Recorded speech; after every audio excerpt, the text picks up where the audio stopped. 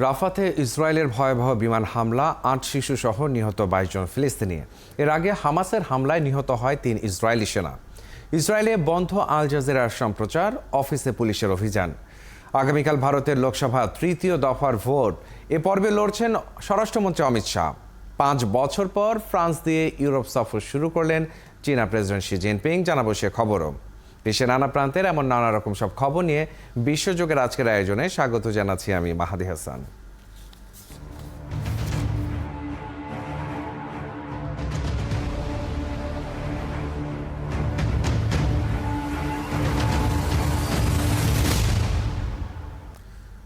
গাজার দক্ষিণের শহর রাফার কাছে হামাসের হামলায় ৩ ইসরায়েলি সেনা নিহত হওয়ার পর ইসরায়েলের বিমান হামলায় অন্তত ২২ ফিলিস্তিনি নিহত হয়েছে।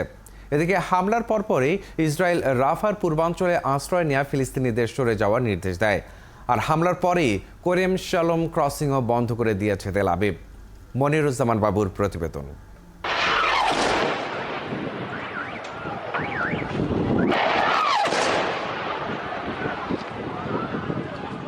গাজার রাফা শহরের কাছে কেরেম শালোম ক্রসিংয়ে ইসরায়েলি বাহিনীর উপর রকেট হামলা চালায় হামাস। ইসরায়েলের সামরিক বাহিনী দাবি করেছে, দক্ষিণ গাজার রাফা থেকে কারেম শালোম ক্রসিং এলাকার দিকে 10টি প্রজেক্টাইল ছোড়া হয়। ওই হামলায় তাদের 3 সেনা নিহত হয়েছে বলে দাবি করেছে ইসরায়েল।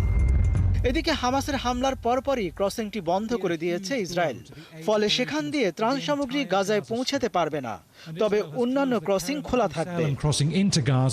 তবে হামাসের সশস্ত্র শাখা দাবি করেছে, ক্রসিং দিয়ে ইসরায়েলের সেনা ঘাঁটিতে হামলার উদ্দেশ্যে তারা রকেট ছুঁড়েছে। বাণিজ্যিক ক্রসিং তাদের হামলার লক্ষ্য ছিল না বলেও জানান তারা। ফিলিস্তিনের চিকিৎসকরা জানান, হামাসের হামলার কিছুক্ষণ পরই রাফা শহরের একটি বাড়িতে ইসরায়েলি বিমান হামলায় 3 জন নিহত এবং বেশ কয়েকজন আহত হয়েছেন। মধ্যরাতের পরপর রাফার আরেকটি বাড়িতে ইসরায়েল বিমান হামলা চালায়, এতে এক শিশুসহ 9 জন নিহত হন। এমন অবস্থায় রাফাতে ইসরায়েলের হামলা আসন্ন বলে ঘোষণা দিয়েছেন ইসরায়েলের প্রতিরক্ষা মন্ত্রী ইয়োভ গ্যালান্ট। এছাড়া এই হামলার পরপরই রাফার পূর্বাঞ্চলে আশ্রয় নেওয়া ফিলিস্তিনিদের সরে যাওয়ার নির্দেশ দেওয়া হয়েছে।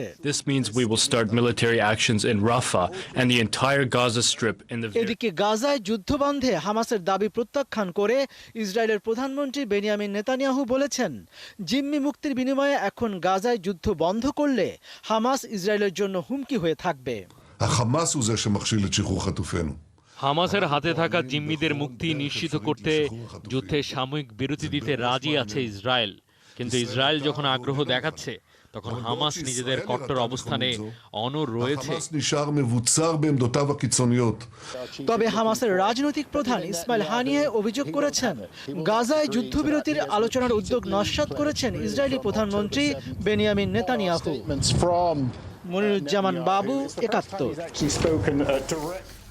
এদিকে লেবাননের দক্ষিণাঞ্চলের সীমান্তে একটি গ্রামে ইসরায়েলি বিমান হামলায় এক পরিবারের অন্তত 4 সদস্য নিহত হয়েছে।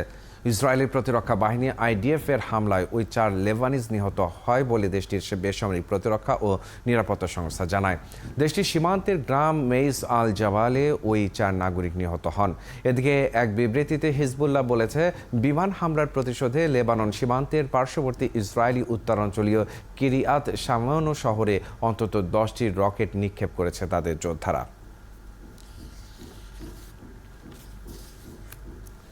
ইসরায়েলের কাতার ভিত্তিক সম্প্রচার মাধ্যম আল জাজিরার কার্যক্রম বন্ধ করে দেওয়ার পক্ষে সর্বসম্মতিক্রমে ভোট দিয়েছে দেশটির প্রধানমন্ত্রী বেনিয়ামিন নেতানিয়াহুর মন্ত্রিসভা। এক বিবৃতিতে ওই তথ্য জানানো হয়। ইসরায়েলের যুদ্ধকালীন মন্ত্রিসভা জানিয়েছে, কাতার ভিত্তিক টেলিভিশন নেটওয়ার্কটি ইসরায়েলের জাতীয় নিরাপত্তাকে হুমকির মুখে ফেলেছে। সামাজিক যোগাযোগ মাধ্যমে এক পোস্টে নেতানিয়াহু বলেন, উস্কানি দেয়া চ্যানেল আল জাজিরা বন্ধ করা হবে। সরকার সর্বসম্মতভাবে এ সিদ্ধান্ত নিয়েছে। বিবৃতিতে বলা হয়েছে, ইসরায়েলের যোগাযোগ মন্ত্রী আইনটি কার্যকর করার আদেশে তাৎক্ষণিকভাবে স্বাক্ষর করেছেন।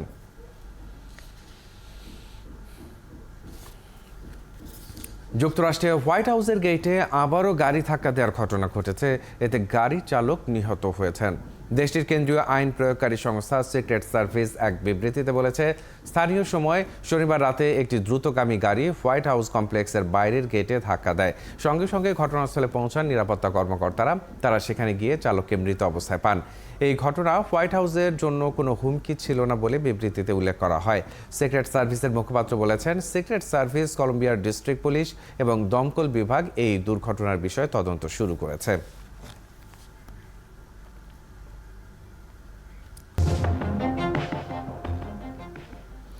উত্তরপ্রদেশের আমেঠিতে কংগ্রেস পার্টি অফিসে হামলা চালিয়েছে দুর্বৃত্তরা। হামলার পাশাপাশি সেখানে বেশ কয়েকটি গাড়িও ভাঙচুর করা হয়েছে। রোববার মধ্যরাতে এই হামলা চালানো হয়। এই ঘটনার পরপরই কংগ্রেসের কর্মীরা রাতেই বিক্ষোভে নামেন। পার্টি অফিসে ছুটে আসেন কংগ্রেসের জেলা সভাপতি প্রদীপ সিংল। হামলার সময় যুব কংগ্রেস নেতা শুভম সিংহকেও হেনস্থা করা হয় বলে অভিযোগ রয়েছে। ইতিমধ্যেই এ ঘটনায় 2 বিজেপি নেতা সহ 8 জনের বিরুদ্ধে এফআইআর দায়ের করা হয়েছে। গোটা ঘটনার জন্য আমেঠির বিজেপি প্রার্থী স্মৃতি ইরানিকে দায়ী করেছে কংগ্রেস। হামলার পর ঘটনাস্থলে মোতায়েন করা হয়েছে বাড়তি পুলিশ বাহিনী।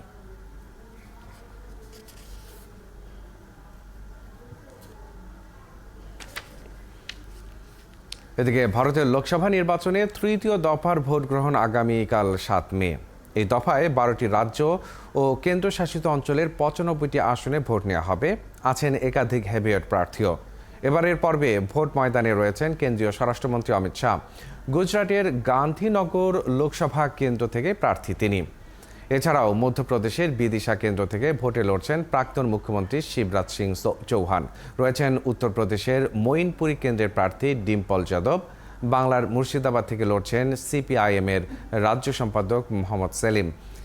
ওই দিন পশ্চিমবঙ্গের উত্তর মালদা, দক্ষিণ মালদা, মুর্শিদাবাদ এবং জঙ্গিপুর আসনে নির্বাচন হবে। এই 4 আসনে এবার লড়ছেন 57 জন প্রার্থী।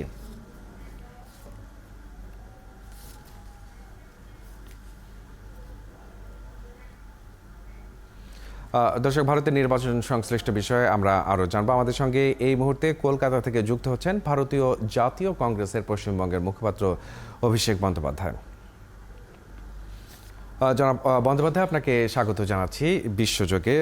নির্বাচনের বিষয়টি সম্পর্কে জানবো। তার আগে আমেঠির হামলার বিষয়টি নিয়ে জানতে চাই যে এই বিষয়ে কংগ্রেসের পক্ষ থেকে কী ধরনের পদক্ষেপ নেওয়া হতে পারে, আর নির্বাচন কমিশনে আপনারা এই বিষয়ে কোনো অভিযোগ দায়ের করেছেন কিনা?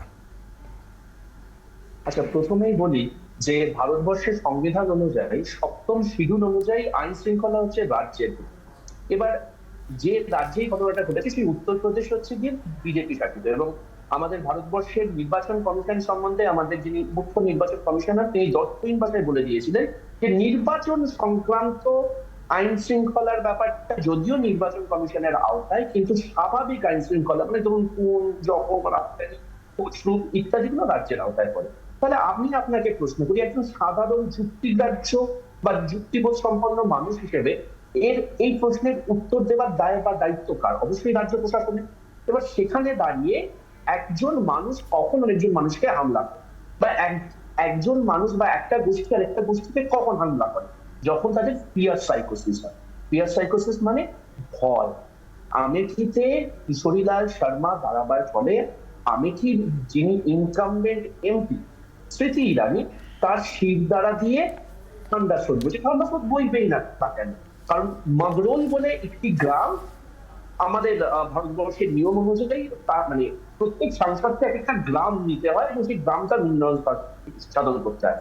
মগরোল হচ্ছে এই আমেঠির ভেতর একটা গ্রাম, যে গ্রাম স্মৃতি ইরানি মডেল গ্রাম বলে দাবি করেছিলেন। আনফরচুনেট ব্যাপারটা কি জানেন, সেই মগরোলের বাথরুম পর্যন্ত তৈরি হয়নি গত 5 বছর। তো সেই জায়গা থেকে যে বন্দ্যোপাধ্যায়, সেই জায়গা থেকে যে হামলার ঘটনাটি ঘটলো, আপনারা রাজ্য শাসক কিংবা সেখানে যে নির্বাচন কমিশন আছে তাদের দিক থেকে আসলে কি ধরনের পদক্ষেপ এখন পর্যন্ত দেখতে পেরেছেন?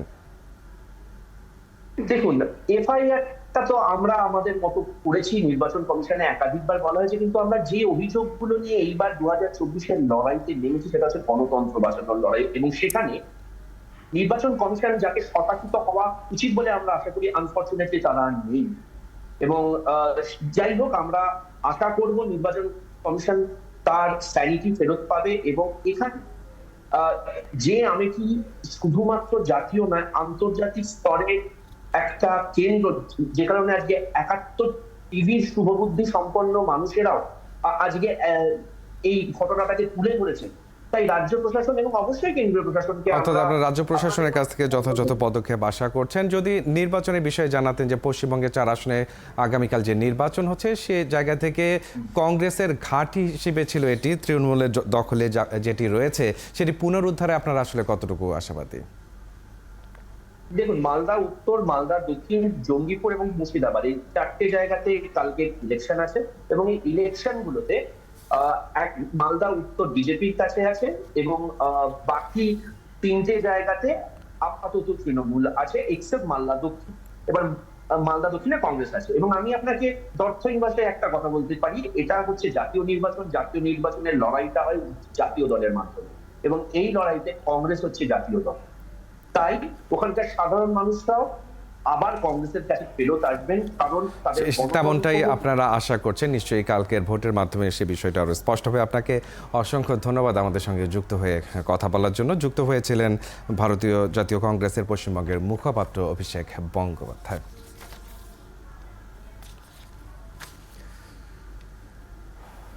রাষ্ট্রীয় সফরে ফ্রান্সে পৌঁছেছেন চীনা প্রেসিডেন্ট শি জিনপিং। সোমবার বিমানবন্দরে শিকে স্বাগত জানান ফরাসি প্রধানমন্ত্রী গ্যাব্রিয়েল আত্তাল।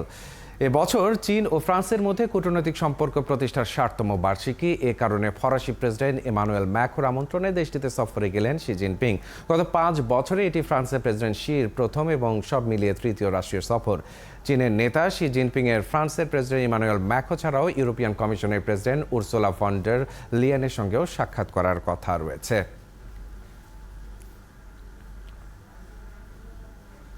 কলম্বিয়া ইউনিভার্সিটির ক্রিয়েটিভ ইঞ্জিনিয়াররা এবার এমন একটি রোবট তৈরি করেছেন যা হুবহু মানুষের মুখের ভাব অনুকরণ করতে সক্ষম। গবেষকরা বলছেন এই রোবট মানুষ এবং রোবটের মধ্যে মৌখিক যোগাযোগের ক্ষেত্রে একটি উল্লেখযোগ্য অগ্রগতি ঘটাবে। মনিরুজ্জামান বাবুর প্রতিবেদন। এমন যদি হয়, আপনার মুখের রাগ, অভিমান, আনন্দ, বেদনা যাই ফুটে উঠুক না কেন হুবহু নকল করতে পারছে একটি রোবট। কলম্বিয়া বিশ্ববিদ্যালয়ের ক্রিয়েটিভ ইঞ্জিনিয়াররা ইমো নামে ঠিক তেমনই একটি রোবট তৈরি করেছে যা মানুষের মুখের ভাব অনুকরণ করতে সক্ষম। ইমো প্রকল্পের প্রাথমিক লক্ষ্য হলো একটি রোবোটিক মুখ তৈরি করা যা মানুষ এবং রোবটের মধ্যে নতুন মাত্রা যোগ করবে। আমরা ইতোমধ্যেই কিছু কথোপকথনও যুক্ত করেছি যা ইমোর কাজগুলো সহজেই বুঝতে সাহায্য করবে। এর আগে বেশ কিছু রোবট চ্যাটজিপিটির সাহায্যে মৌখিক যোগাযোগ করতে সমর্থ হয়, কিন্তু সেই রোবটগুলোর ভঙ্গি প্রকাশের ক্ষেত্রে কিছুটা কমতি ছিল।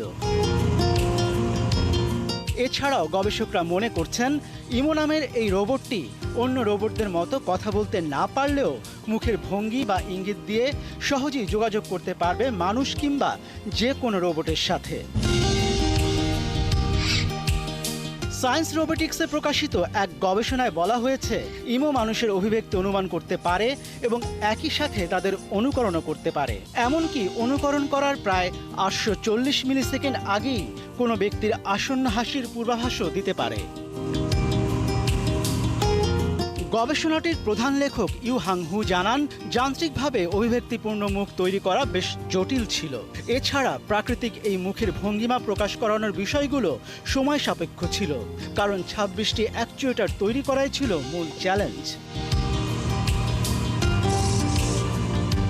এআই মডেল দ্বারা চালিত রোবটগুলো আরও উন্নত ও জটিল হয়ে উঠছে, কিন্তু প্রযুক্তিতে সবকিছু নতুন সংযোজন ও সবকিছু আরও সহজ করে তোলা সময় সাপেক্ষ।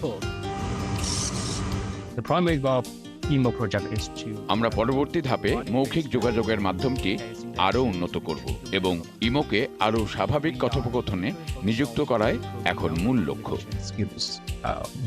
ইমো রোবটটি মানুষের মতোই মুখের ভাব প্রকাশে 26টি অ্যাকচুয়েটর ব্যবহার করে এবং এটি সিলিকনের তৈরি একটি মাস্ক দিয়ে আবৃত। প্রাণবন্ত চোখের যোগাযোগের জন্য এটির চোখে উচ্চ ক্ষমতা সম্পন্ন ক্যামেরা রয়েছে। মনিরুজ্জামান বাবু, ৭১। এতক্ষণ সঙ্গে থাকার জন্য ধন্যবাদ। কাল একই সময়ে আবারও হাজির হবে বিশ্বযোগ। সরাসরি সংবাদ ও অনুষ্ঠান দেখতে থাকুন ৭১ ফেসবুক পেজে এবং সাবস্ক্রাইব করুন ৭১ ইউটিউব চ্যানেল। ৭১-এর সঙ্গে থাকুন।